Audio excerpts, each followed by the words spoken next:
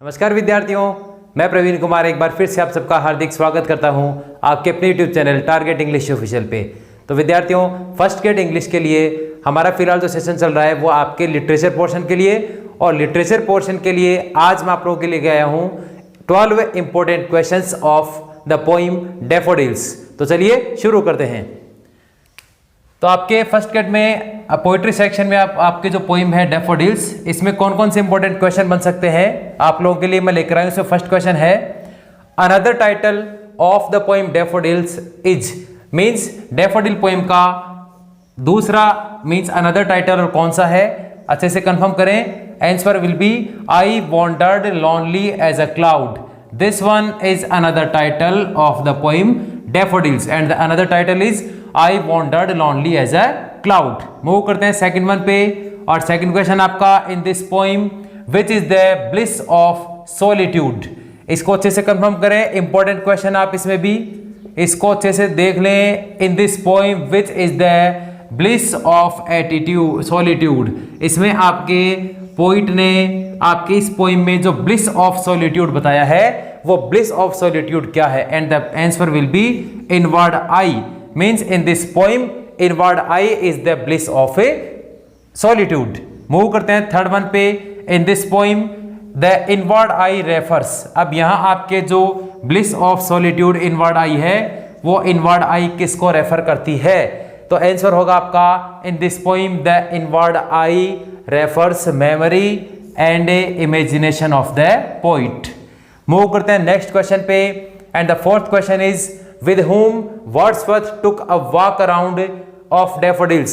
Means जो इस poem में वर्ड्सवर्थ है वो डैफोडिल्स का वॉक अराउंड किसके साथ लेते हैं, मीन्स डैफोडिल्स के आसपास उस लोकेशन पे किसके साथ वॉक अराउंड करते हैं, किसके साथ घूमते हैं, and the answer will be with his sister Dorothy.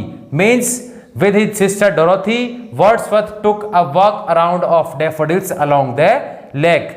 Means अपनी सिस्टर डोरोथी के साथ वर्ड्सवर्थ जो है वो डैफोडिल्स का वॉक अराउंड करते हैं। ये भी एक अच्छा क्वेश्चन है, इसको भी आप अच्छे से कंफर्म कर लें। मूव करते हैं नेक्स्ट क्वेश्चन पे। क्वेश्चन नंबर 5 आपका from which volume this poem was derived.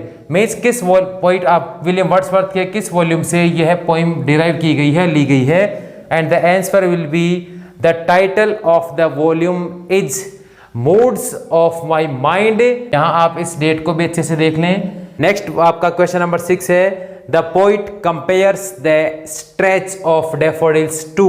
Means इस पोइम में पोइट विलियम वर्ड्सवर्थ है वो डैफोडिल्स का स्ट्रेच माने डैफोडिल्स का फैलाव जो है उसकी किससे कंपेयर करते हैं, उसको किससे उसका कंपैरिजन करते हैं, and the answer will be the twinkling of stars in the Milky Way.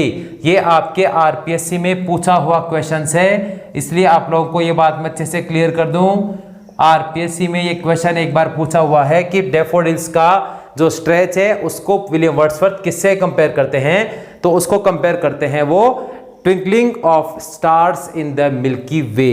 तो इस प्रकार से ये 6 क्वेश्चन हुए आपके डैफोडिल्स से रिलेटेड। मूव करते हैं नेक्स्ट क्वेश्चन आपका question number 7 Wordsworth recollects the daffodils in. Means Wordsworth जो है वो डैफोडिल्स को रिकलेक्ट करता है, किस टाइप के मूड में रिकलेक्ट करता है, and answer will be a vacant and a pensive mood. Means in a vacant and pensive mood Wordsworth recollects the daffodils. ये आपका क्वेश्चन शो करता है कि किस मूड में वर्ड्सवर्थ ने डैफोडिल्स को रिकलेक्ट किया। मूव करते हैं नेक्स्ट क्वेश्चन नंबर 8 पे। They flash upon the inward eye, they here refers to. Means they flash upon माने चमकते हैं, the inward eye here they refers to, यहां दे किसको रेफर करता है, और answer will be the daffodils. Means the daffodils flash upon the inward eye. Move करते हैं नेक्स्ट क्वेश्चन में। When all at once I saw a crowd, a host of golden daffodils।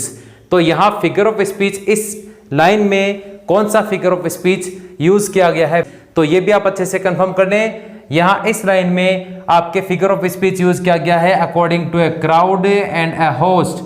यहाँ crowd और host किसको personify कर रहे हैं, crowd and host हम यूज करते हैं पर्सन्स के लिए। मीन्स व्यक्तियों के लिए। तो जो वर्ड हम पर्सन्स के लिए, व्यक्तियों के लिए यूज करेंगे क्राउड एंड होस्ट, यहाँ वही वर्ड्स हम यूज कर रहे हैं डैफोडिल्स के लिए।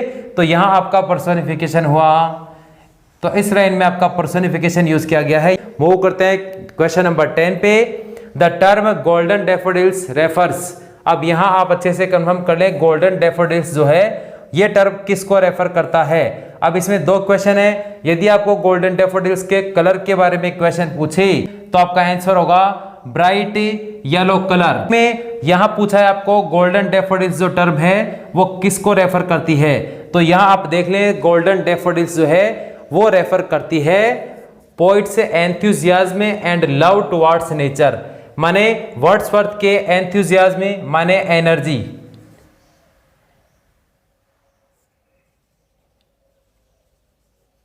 माने वर्ड्सवर्थ के एनर्जी और उसके लव को शो करती है किसकी तरफ, टुवर्ड्स द नेचर। तो गोल्डन डैफोडिल से रिलेटेड दो क्वेश्चन बनते हैं आपके। यदि गोल्डन डैफोडिल के कलर के लिए क्वेश्चन पूछे आपको तो गोल्डन डैफोडिल का कलर होगा ब्राइट येलो कलर, और गोल्डन डैफोडिल जो है वो ये टर्म किसको रेफर करती है, तो गोल्डन डैफोडिल जो टर्म है वो रेफर करती है पोइट से एनर्जी और enthusiasm and love towards the nature. तो ये भी आपके बिल्कुल क्लियर है। मूव करते हैं नेक्स्ट वन पे, question number 11। 10,000 I saw at a glance. Which figure of speech has been used in this line? इस लाइन में कौन सा फिगर ऑफ स्पीच यूज किया गया है, बिल्कुल क्लियर है, बिल्कुल सिंपल भी है। Hyperbole has been used in the given line 10,000 saw I at a glance। तो यहां आप अच्छे से कंफर्म करें, क्योंकि एक दृश्य में, एक झलक में कोई भी व्यक्ति 10,000 ऑब्जेक्ट्स को नहीं देख सकता।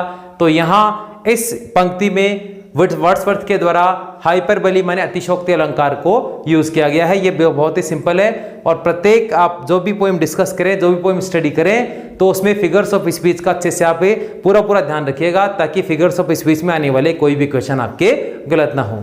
मूव करते हैं नेक्स्ट वन पे, and the last one is in this poem what is meant by जोकंड company. अब ये भी एक इंपॉर्टेंट क्वेश्चन है, जोकंड कंपनी। यहां आपसे यदि पूछे कि इस पोएम में जोकंड कंपनी किसको रेफर करती है, तो joyful and the answer will B joyful company of the daffodils and the waves. तो यहां जोकंड कंपनी टर्म को William Wordsworth joyful company of daffodils and wave को शो करने के लिए यूज करते हैं। तो ये आपके 12 इंपॉर्टेंट क्वेश्चंस थे डैफोडिल्स से रिलेटेड। तो विद्यार्थियों, मेरी तरफ से पूरा प्रयास है कि प्रत्येक पोएम में से बिल्कुल सेलेक्टेड 10 to 15 ऐसे क्वेश्चन लेकर आऊं जो कि आपके एग्जाम के पॉइंट ऑफ व्यू से बहुत ही इंपॉर्टेंट आप लोगों के लिए हो। तो अपने स्तर पे आप जो भी पोएम की स्टडी करें, उसके बाद अच्छे से एक बार इस क्लास में आप देख लें कि कौन कौन से क्वेश्चन ऐसे हैं जो आपने पोएम में स्टडी करते समय अच्छे से ध्यान में रखे, और उनको वहां आप स्टडी करने के बाद यहां भी कंसल्ट कर ले, ताकि आपका एक रिवीजन भी हो जाएगा और आपको थोड़ा आइडिया भी हो जाएगा किस टाइप के क्वेश्चन भी आ सकते हैं। तो मेरा ये प्रयास है स्टूडेंट्स की, बार बार मैं आपको फिर एक बात कहता हूं कि न केवल हम लोग प्रीवियस पेपर्स में आए हुए क्वेश्चन जो है वो पुटअप करने का प्रयास करेंगे, बल्कि मैं अपनी तरफ से बेस्ट क्वेश्चन आप लोगों के लिए लेकर आऊंगा। और द नंबर ऑफ क्वेश्चंस की बात करें तो वो मैं अप टू 15 क्वेश्चन ये प्रत्येक पोएम के आप लोगों के लिए लेकर आऊंगा, ताकि आप लोगों का भी टाइम वेस्ट नहीं हो, क्योंकि आप लोगों को बाकी भी बहुत सारी चीजें पढ़नी रहती है। मिलते हैं अगले सेशन में, तब तक के लिए टेक केयर।